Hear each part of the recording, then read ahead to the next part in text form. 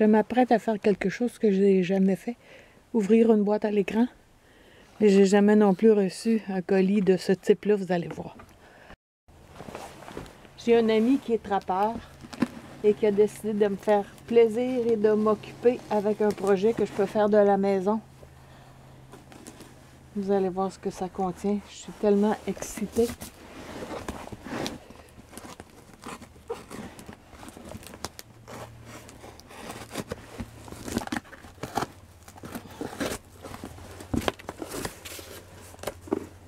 Là, avant d'aller plus loin, j'en profite pour vous dire d'aller voir le site ecofourrure.com. Tadam!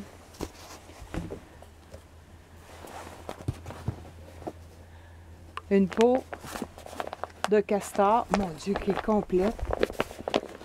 Wow!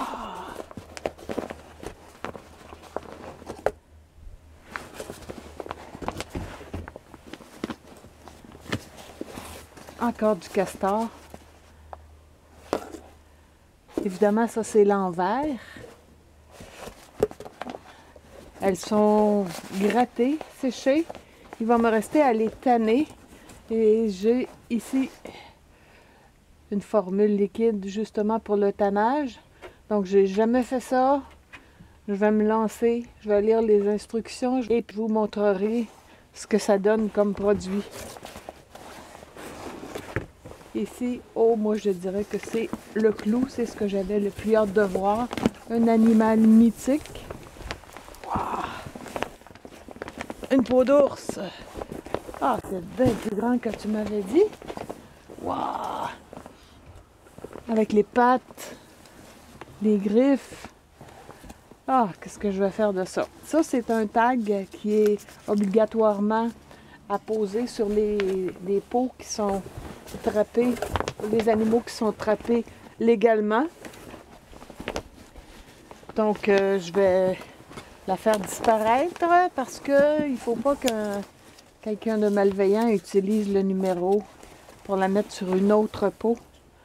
Ah, je suis tellement excitée. Waouh, qu'est-ce que je vais faire avec ça? Si vous avez des suggestions.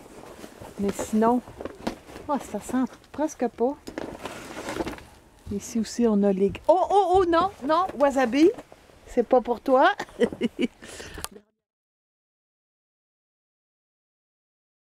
Hey, attends. Ma chasseresse est partie avec ma peau de castor. Ça sent bon? T'en mangeras pas. C'est la peau d'un ours qui a été tué aux environs d'un village. Donc, un ours assez jeune peut peser jusqu'à 125 livres et qui est trop jeune pour savoir si les hommes sont des proies ou des prédateurs. Je n'aurais jamais tenu une patte d'ours de plus près. On voit bien que c'est un plantigrade. C'est une patte postérieure parce que sur les pattes antérieures, les griffes sont beaucoup plus longues. Pour permettre à l'ours de grimper aux arbres, entre autres, et de déchiqueter ses proies. Il y a quelque chose à faire avec les griffes. Je vais juste essayer d'en couper une pendant que la peau est sèche. Pour pas briser la griffe. Ah oui.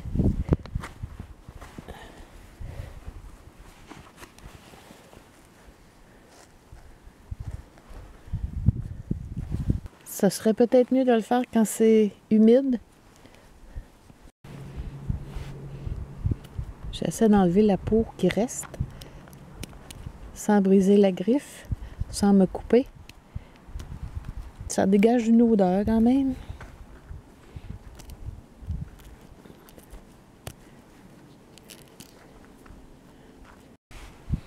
J'ai fini de séparer la griffe et on voit que c'est pas comme un ongle, c'est vraiment une partie du doigt.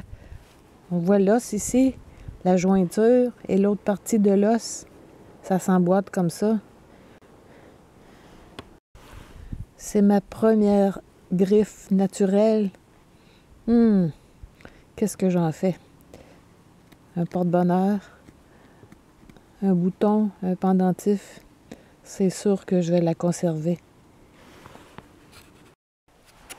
On voit comme c'est gras du castor, hein, ça fait seulement 15-20 minutes là, qu'elle est au soleil. Et puis il y a déjà du gras qui commence à suinter.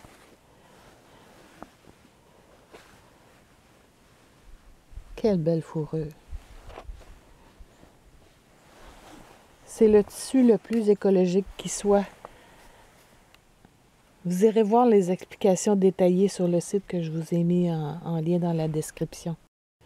Les peaux de castor ont été séchées sur un support métallique conique et non pas étirées à plat, dans le but peut-être d'en faire des mitaines. Donc je vais voir moi ce que je vais en faire.